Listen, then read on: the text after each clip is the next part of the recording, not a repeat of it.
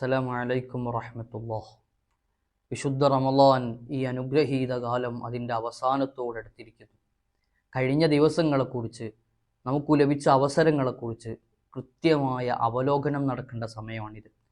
നല്ല വിലയിരുത്തലുണ്ടാവണം.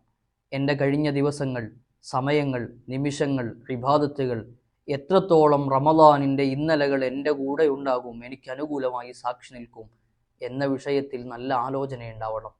ആ ആലോചനകൾക്ക് പുറമെയാണ് ഇനിയുള്ള ദിവസങ്ങളെ എങ്ങനെ ഉപയോഗപ്പെടുത്തണം എന്ന പ്ലാൻ വരേണ്ടത്. ഒരിക്കലും റമളാൻ നമുക്ക് നഷ്ടമാവരുത്.